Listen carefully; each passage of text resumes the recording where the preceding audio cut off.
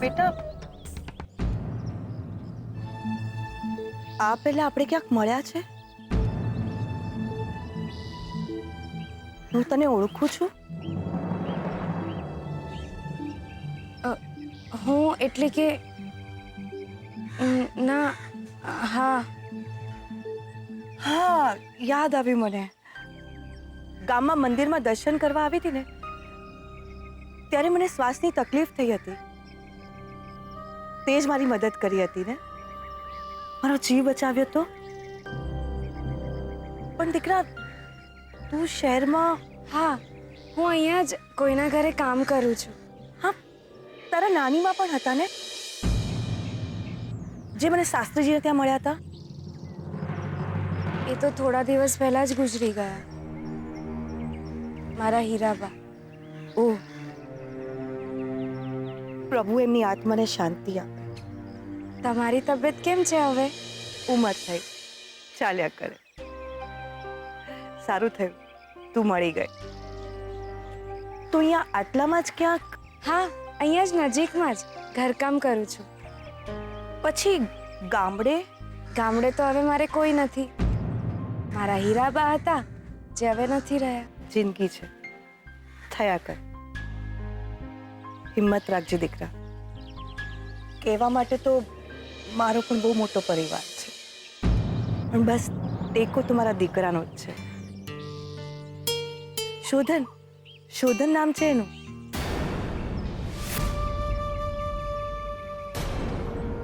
એમના બાપુજી ક્યાં છે આ દુનિયામાં?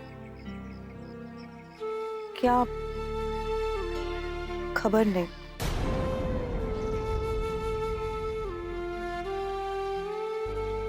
એમના વિના જીવવું કપરું છે,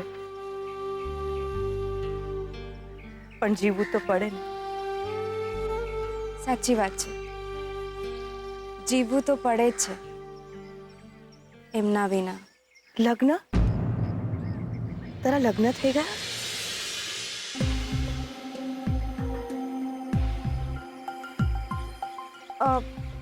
લગન? ના, લગન નથી થયા.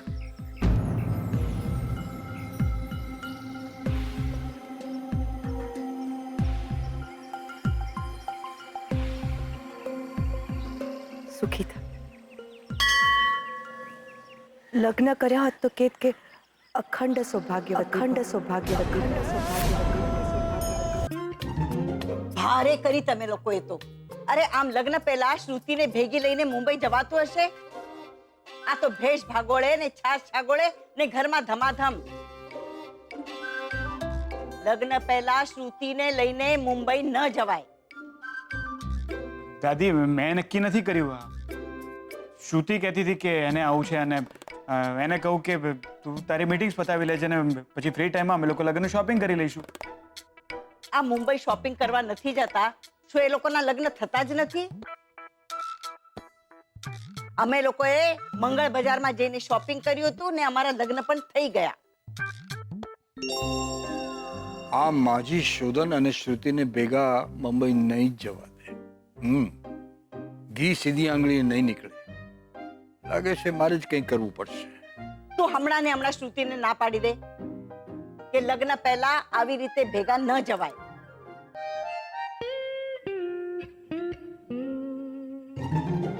ઠીક છે દાદી, તમે ના પાડો છો તો હું શ્રુતિને ના પાડી દઈશ કે નહીં આવે. અરે તમે તો કંઈક બોલો. ખબરદાર! શું ખબરદાર? હા, શું ખબરદાર? આ તે કઈ મહાભારતની લડાઈ લડવા જઈ રહ્યો છે કે આમ હાકોટા પાડીને પડકારા કરો છો? અરે ધમકાઓ ધમકાઓ આ છોકરાને. આવું કઈ ચાલે? ખબરદાર! તું અને શ્રુતિ સાથે મુંબઈ ફરવા ગયા છો તો અમરકાન મહેતાના ફેમિલીના લાખનો સવાલ છે. અરે લગ્ન પહેલા આવી રીતે ફરવા જવાય કોઈ દિવસ?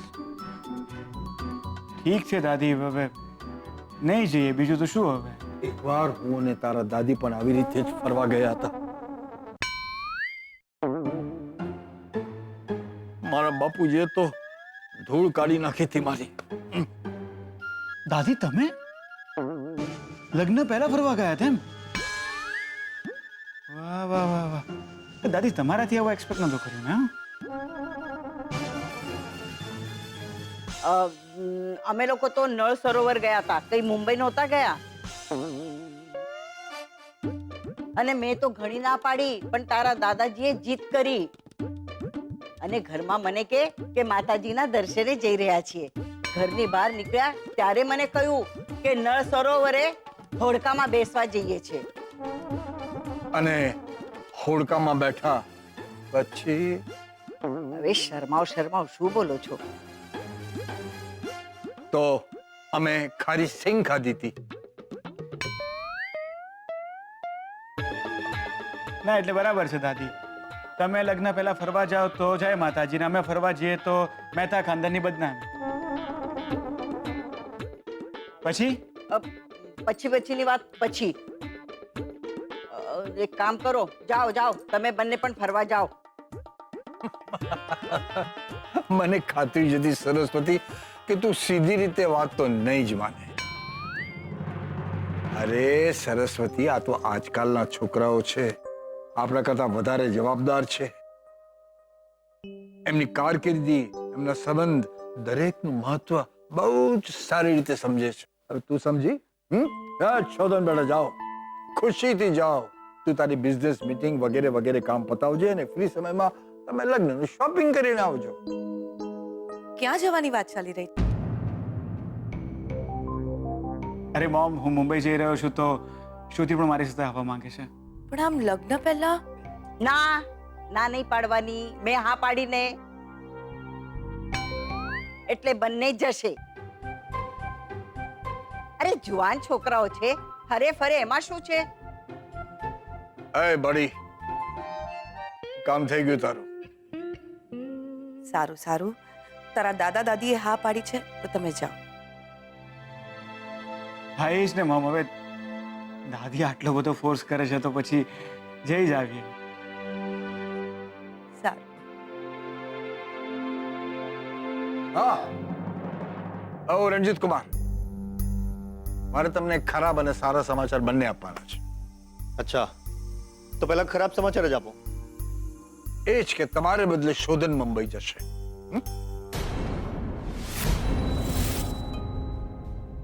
હા તો ભલે ને જાય. આમ પણ આખો બિઝનેસ તો શોધન જ સંભાળે છે ને.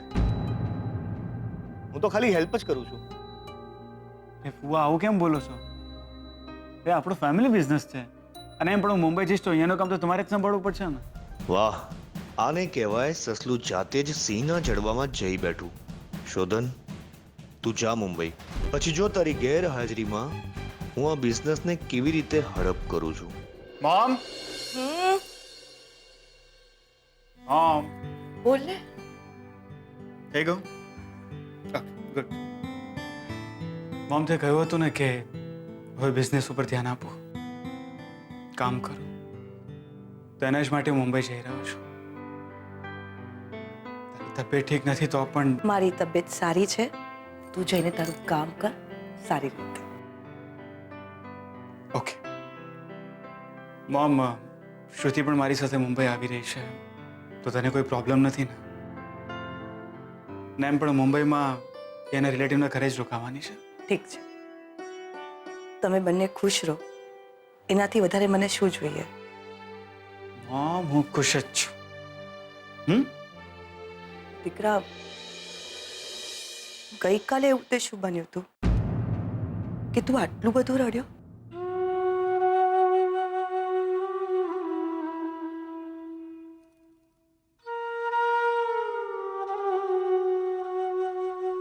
નહીં પૂછું, કઈ નહીં પૂછું. પૂછીશ તો તું જવાબ પણ નહીં આપે. પણ દીકરા, તું આટલું બધું રડ્યો તો મારા પર શું વીતી હશે એ તને કઈ રીતે સમજાવ? તું કેમ આટલો બધો દુઃખી છે દીકરા?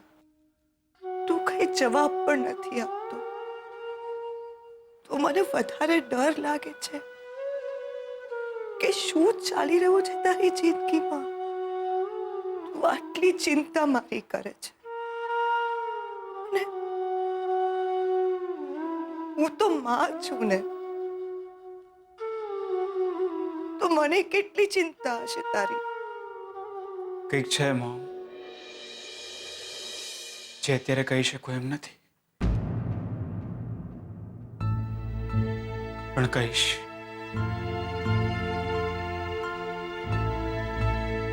એક દિવસ જરૂર કહીશ. અત્યારે માત્ર એટલું જ કહી શકું એમ છું કે મેં કોઈ ભૂલ કે પાપ નથી કર્યો.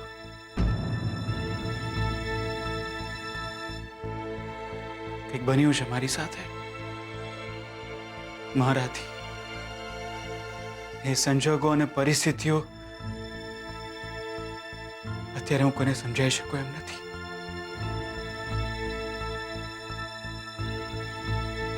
પણ એક દિવસ જરૂર કહીશ. હવે આ બધું છોડ અને તારે છે ને માત્ર તારી હેલ્થનું ધ્યાન રાખવાનું છે. Okay, good. ચાલ તું આરામ કર, થાકી ગયો હોઈશ. Take care.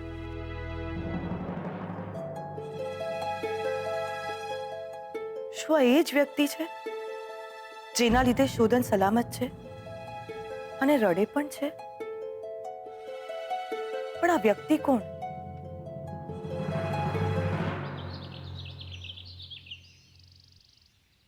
આમ સામે નહીં જોવાનું, નહીં જોવાનું મારી સામે. નથી જોઈ શકતો હું તને. 15 વર્ષનો હતો ત્યારે ટ્રેક્ટરમાંથી ડીઝલ ચોરતો થયો. જે જુગાર રમતો, જીતી જાઉં ને તો જીતીને રૂપિયા કમાતો ને હારી જાઉં તો લૂંટીને. 18 વર્ષની ઉંમરે પહેલી વાર જેલ ગયો. બધા જ ધંધા કર્યા, બધા પાપ કર્યા, પણ ક્યારેય કોઈ વસ્તુનો ડર નથી લાગ્યો. પણ જાણે તારી સામે હારી, તારા પર વાર કરતી વખતે આ હાથને લકવો લાગી ગયો. ભાઈ, આ પાપનો રસ્તો નહીં છોડી શકું, નહીં છોડી શકું. હવે બે જે છે એ આ જ છે.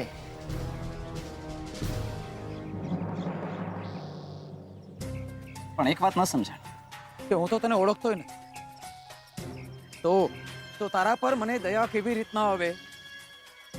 તો પણ હું તારા પર વાર ન કરી શકું, હું તારા પર ઘા ન કરી શક્યો તો આ તારો મામો કઈ માટીનો બન્યો છે? સગી ભાણીના જીવનો દુશ્મન બન્યો છે. અરે કઈ દુશ્મનાવટ છે તમારી વચ્ચે?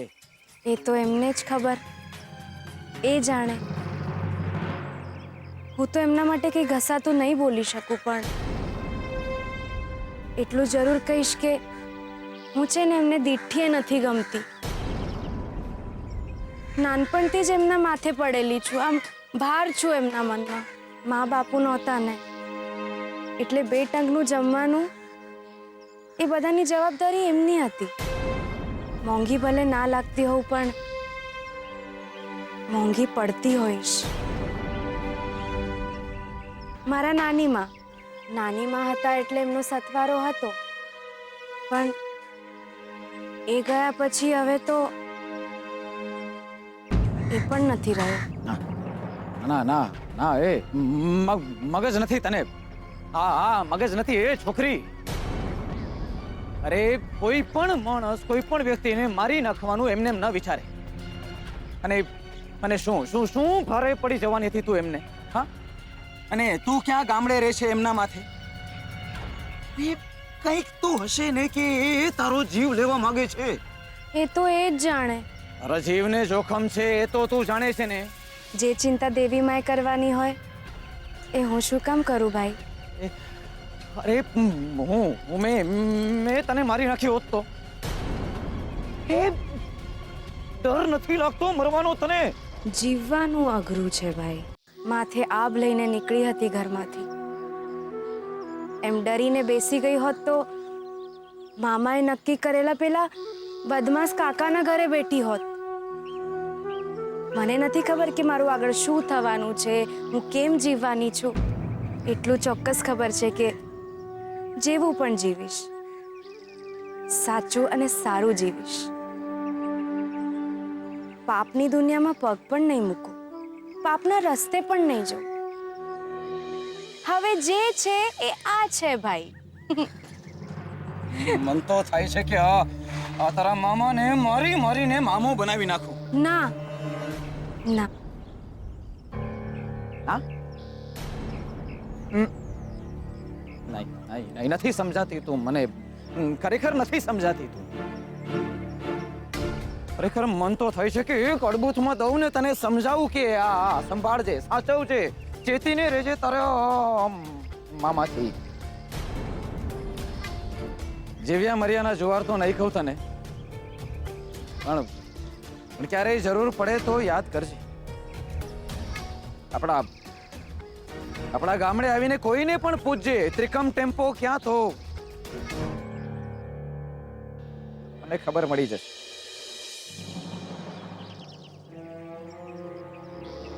જાઉં છું.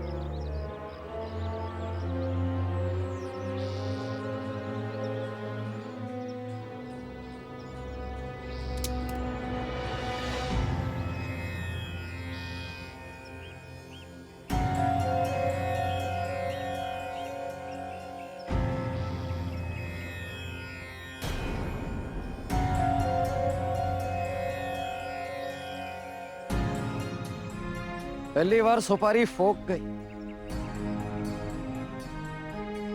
તારા મામાને રૂપિયા પાછા આપવા પડશે. ભાઈ, મારું એક કામ કરશો? મારા મામાને કહેશો કે એ મારાથી કોઈ વાતથી ના ડરે. હું એમના ઘરે પગ નહીં મૂકું, હું વચન આપું છું. એમને કહેજો કે લક્ષ્મી એમના માટે મરી ગઈ, કાયમ માટે.